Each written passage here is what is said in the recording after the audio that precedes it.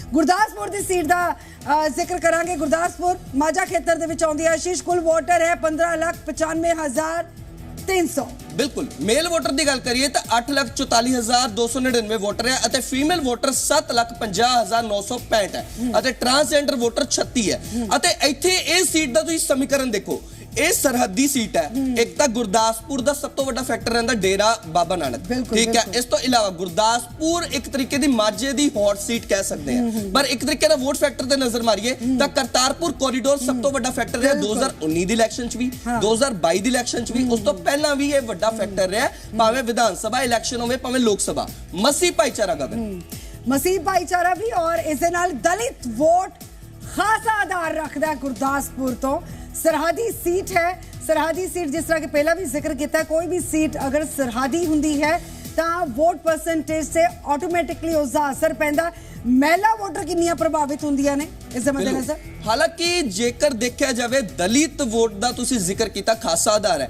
एक तो यह सरहदी बेल्ट है, दूजा करतारपुर कॉरीडोर वड्डा फैक्टर है क्योंकि लंबे समय तो पंजाब वासियों की मंग सी कि जो दूरबीन राही दर्शन हुंदे सी अते करतारपुर लांघा खुलिया जावे अते दर्शने दीदार दा मौका मिले सब नूं। हालांकि 2019 च मौका जरूर मिलिया, उस बाद केंद्र सरकार ने बड़ा फैसला भी लिया, पर उस तो बाद 2019 दी इलैक्शन च भी केंद्र सरकार नूं इसदा कुछ ना कुछ लाभ जरूर होया। नरेंद्र मोदी नूं या बीजेपी दे कई लीडर्स नूं वख-वख मंचां ते करतारपुर कॉरीडोर दा जिक्र करदे होए ते इस नूं बीजेपी दी एक ਵੱਡੀ ਪ੍ਰਾਪਤੀ ਵਜੋਂ ਜ਼ਰੂਰ ਦਾਵਾ ਕੀਤਾ ਜਾਂਦਾ ਹੈ। ਔਰ ਮਸੀਹ ਭਾਈਚਾਰੇ ਦੀ ਅਗਰ ਗੱਲ ਕੀਤੀ ਜਾਏ ਤਾਂ ਗੁਰਦਾਸਪੁਰ ਦੇ ਵਿੱਚ ਮਸੀਹ ਭਾਈਚਾਰਾ ਇੱਕ ਖਾਸ ਫੈਕਟਰ ਹੈ।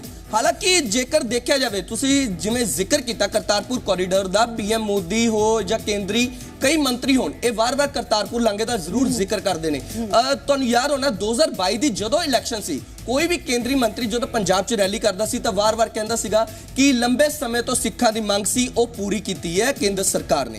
हालांकि जेकर देखा जाए उसना वोटर जरूर प्रभावित होया, 2022 च वोटर स्ट्रोंग होया, बीजेपी का काडर मजबूत होया, पर दलित वोट का जो खासा आधार है एक किते ना किते ढा जरूर लांदा। बिल्कुल बिल्कुल। कुछ और ग्राफिक्स के जरिए समझने की कोशिश करेंगे। 9 विधानसभा हल्के ने सुजानपुर, पोहा, पठानकोट, गुरदासपुर, दीनानगर, कादियां, बटाला, फतेहगढ़ चूड़िया ते डेरा बाबा नानक। सारे जो विधानसभा हल्कियां दे नजरिए दे नाल भी देखा जाए तो आशीष थोड़ी जानकारी कुछ जानना पाओ जरा। डेरा बाबा नानक ते बटाला जो हल्का है गगन, ये जो डेरा बाबा नानक हल्का तुसी हमेशा मतलब देखते होंगे कि डेरा बाबा नानक बिल्कुल एक तरीके ना सरहद ते पैंदा इलाका है और सरहद ते पैंदा इलाका हमेशा पेंडू दा प्रतीक हुंदा है अते पेंडू वोटर इत्थे सब तो ज्यादा है। पर जिवें जिक्र करिए ने आपां वार-वार इत्थे दलित वोटर दा खासा आधार है तो पठानकोट दी गल करिए, भावें गुरदासपुर शहरी दी गल करिए, दीनानगर दी गल करिए तो इत्थे भी जो दलित वोट बैंक है उसका काफी आधार है। पर जेकर गल करिए तो भोआ ते सुजानपुर, भोआ जो इलाका है ਇਹ ਵੀ ਇੱਕ ਤਰੀਕੇ ਨਾਲ ਹੈ ਤਾਂ ਸ਼ਹਿਰੀ, ਬਟ ਇੱਕ ਤਰੀਕੇ ਨਾਲ ਪਿੰਡੂ ਵੀ ਇੱਥੇ ਕਾਫੀ ਜ਼ਿਆਦਾ ਵੋਟਰ ਹੈ।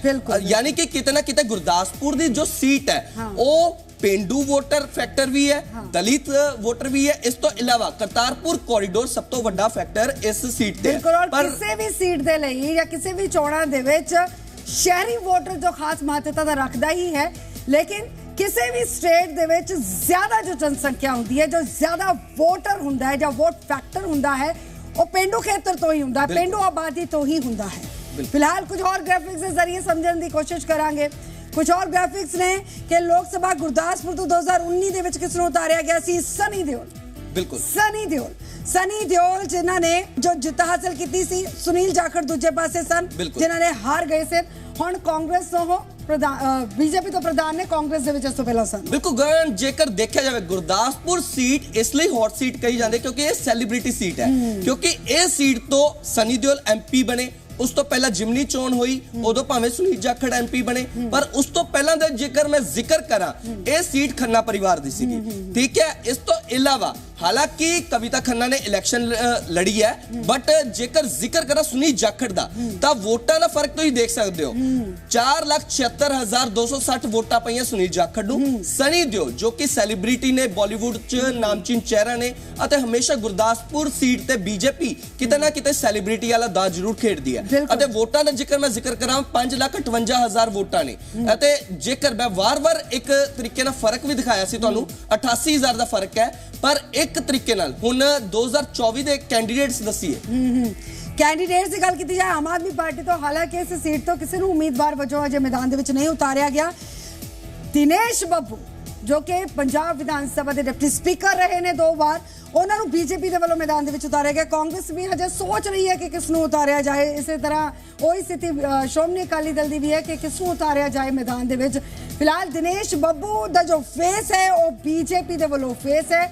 ਦਿਨੇਸ਼ ਬੱਬੂ ਕਿੰਨਾ ਦਮਖਮ ਦਿਖਾ ਪਾਣਗੇ ਜਾਂ ਦਿਨੇਸ਼ ਬੱਬੂ ਨੂੰ ਟੱਕਰ ਦੇਣ ਦੇ ਲਈ ਬਾਕੀ ਸਿਆਸੀ ਧਿਰਾਂ ਦੇ ਵੱਲੋਂ ਕੀ ਦਮਖਮ ਜਾਂ ਕੀ ਮੱਥਾ ਪੱਚੀ ਜੋ ਹੈ ਉਹ ਜੁਟਾਈ ਜਾ ਰਹੀ ਹੈ, ਉਹ ਜਾਣਕਾਰੀ ਬਹੁਤ ਜਲਦ ਨਿਕਲ ਕੇ ਸਾਹਮਣੇ ਆਏਗੀ ਕਿਉਂਕਿ ਸ਼੍ਰੋਮਣੀ ਅਕਾਲੀ ਦਲ ਦੇ ਵੱਲੋਂ ਵੀ ਐਲਾਨ ਕੀਤਾ ਗਿਆ ਔਰ ਆਮ ਆਦਮੀ ਪਾਰਟੀ ਦੇ ਵੱਲੋਂ ਵੀ ਕਿ ਬਾਕੀ ਰਹਿੰਦੀਆਂ ਸੀਟਾਂ ਦੇ ਜਲਦ ਨਾਵਾਂ ਦਾ ਐਲਾਨ ਕਰ ਦਿੱਤਾ ਜਾਏਗਾ ਔਰ ਕਾਂਗਰਸ ਦੇ ਵੱਲੋਂ ਵੀ ਬਹੁਤ ਹੀ ਜਲਦ